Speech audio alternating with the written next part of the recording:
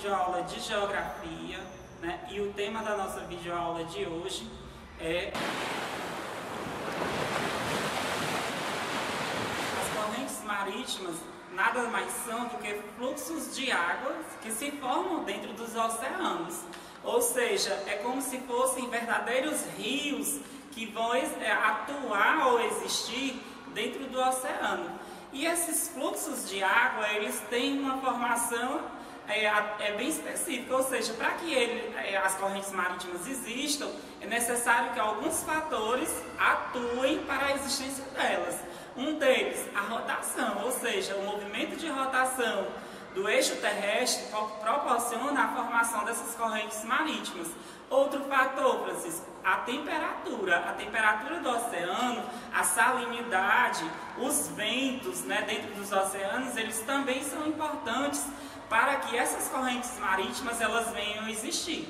Quando nós falamos em correntes marítimas, geralmente nós estamos falando de um movimento das águas dos oceanos, e essas correntes, o que é interessante é que elas recebem o nome, geralmente, do local onde elas se de Humboldt. Essa corrente, ela se forma no Oceano Pacífico, tá certo? E ela, né, na América do Sul, ela recebe esse nome, né? Correntes de Humboldt, fazendo menção a um cientista alemão que veio à América do Sul, chamado Alexander von Humboldt. Quando ele chegou à América do Sul, ele fez essa descoberta, né, dessas correntes, e elas são importantes por quê? Porque elas resfriam a costa ocidental da América do Sul, tá certo? Então, a influência dessa corrente se dá diretamente sobre países como o Chile, o Equador, o Peru, tá certo? E elas, além de exercer influências nesses locais, elas podem também influenciar diretamente no deserto do Atacama. A outra corrente que é muito mencionada nos estudos, quando a gente fala de correntes marítimas, é a chamada corrente do Golfo. Essa corrente, ela atua principalmente, gente, no litoral ocidental e setentrional da Europa. E por que ela é importante? Porque ela aquece as águas desses locais, impedindo que os portos europeus eles se resfriem no inverno, tá certo? Então, como eu disse há pouco tempo, a temperatura ela não influencia na formação das correntes marítimas. Então, essa corrente, né, ela é tão importante porque com o movimento das águas nesses locais, ela vai aquecer as águas desses locais no período do inverno, tá certo? Impedindo que os portos eles se congelem. A terceira corrente, que é a corrente californiana. Essa corrente ela atua principalmente na costa ocidental dos Estados Unidos. E ela exerce influência sobre o deserto da Califórnia, tá certo? Então observem que, como eu estou dizendo, né, geralmente a corrente ela vai atuar, né, ela vai exercer influência naquele local onde ela se forma e de atuação. Existem duas correntes também, uma que se forma no Ártico, né, que é a chamada corrente do Labrador, né? Essa corrente ela vai influenciar, né, levando temperaturas mais frias do Ártico para o hemisfério norte, né, trazendo essa temperatura e umidade para os locais como o Canadá. É um país que é muito influenciado por essas correntes, né, que se formam no Ártico, a chamada corrente do Labrador, tá certo? E a corrente de Benguela, que se forma no Antártico, tá certo? No Polo Sul, e influencia diretamente, como por exemplo, no continente africano, na costa oeste da África, tá certo? Atuando e também, às vezes, até influenciando nos desertos, como por exemplo, dentro da África do Kalahari e da Namíbia. Tá certo? Então, isso é importante quando a gente fala nessa questão das correntes marítimas, gente, porque esses fluxos de água, eles vão exercer influência sobre a dinâmica natural do nosso planeta. As águas dos rios, geralmente, nós também chamamos de canais fluviais, né? Eles têm uma importância muito grande. Por quê? Porque uma boa parte dessa água ela é utilizada no consumo doméstico, nas atividades industriais, nas atividades agrícolas. E como é, vocês poderiam até me perguntar, como é, Francisco, que essas águas elas se apresentam dentro dos rios, mas como é que elas vêm parar ali?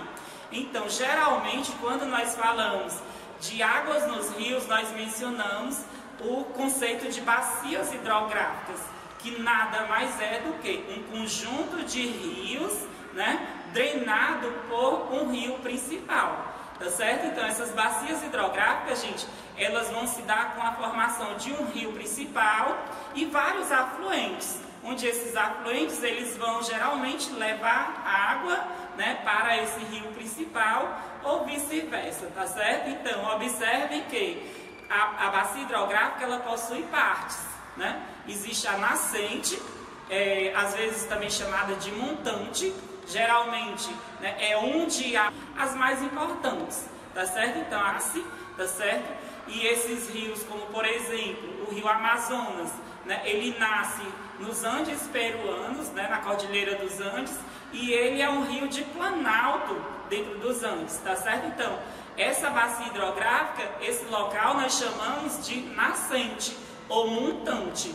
E o local onde o rio Amazonas, por exemplo, ele deságua, nós chamamos de foz ou jusante, tá certo? Então, a bacia hidrográfica, ela vai possuir partes, né? Eu tenho a montante ou a nascente, eu tenho a foz ou a jusante, eu tenho o canal principal ou o rio principal. Geralmente esse canal principal, ele recebe o nome do rio onde ele atua, né, o rio principal, e os seus afluentes, tanto os afluentes da margem esquerda como os afluentes da margem direita.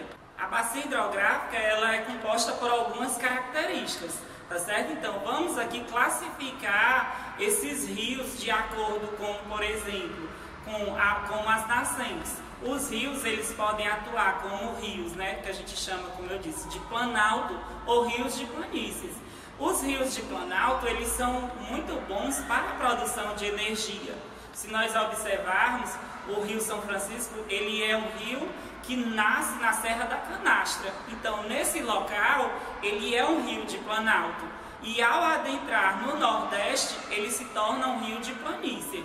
Algumas áreas alguns trechos do Rio São Francisco, por serem de planície, elas às vezes, né, não possibilitam atividade como, por exemplo, o transporte de navegação.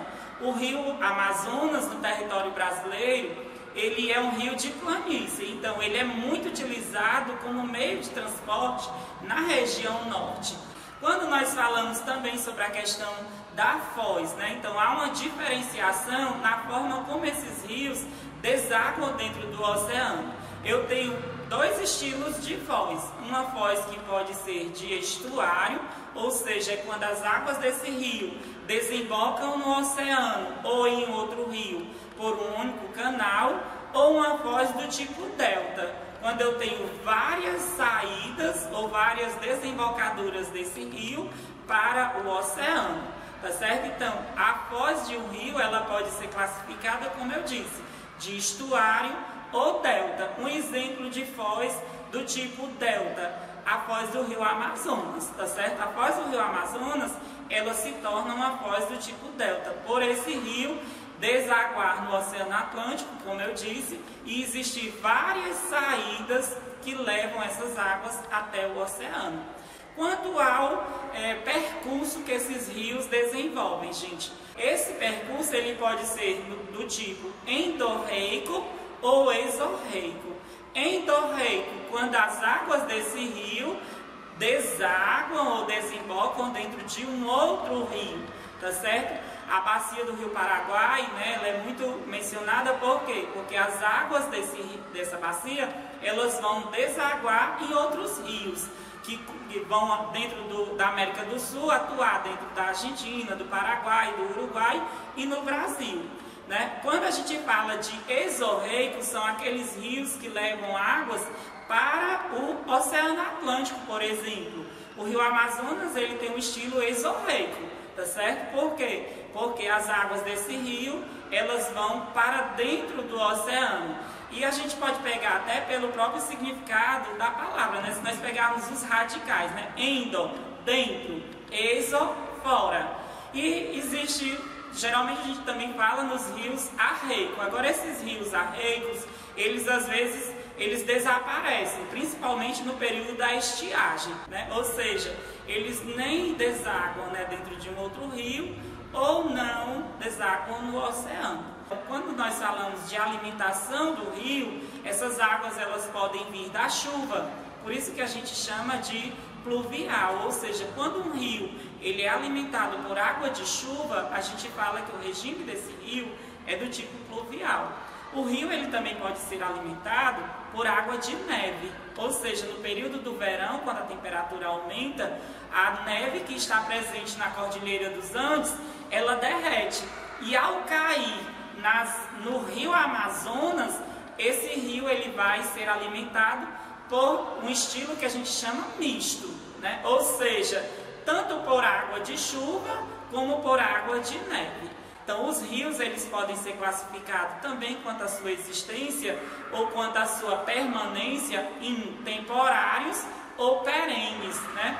Os perenes são aqueles rios que nunca secam, ou seja, ali durante o ano todo vai ter água correndo pelo canal principal. Um exemplo de rio perene, o rio Amazonas, né? Quanto à forma de alimentação, eu posso dizer que o rio ele recebe águas de chuva, então esses rios possuem um regime pluvial, e quando recebem água de neve, eu chamo de nival. Se receber as águas dos dois tipos, eu chamo de misto. Já os rios temporários são aqueles que no período da estiagem, eles desaparecem, ou seja, as suas águas estão presentes ali, muitas das vezes nos períodos de chuva, e quando chega aquela época de verão, né, onde as taxas de evaporação elas vão ficar muito intensas, uma parte dessa água vai evaporar para a atmosfera, a outra vai infiltrar, e esses rios eles vão desaparecer. Então esses rios nós chamamos de rios temporários. E até o nosso próximo encontro. Bons estudos para vocês e até a próxima.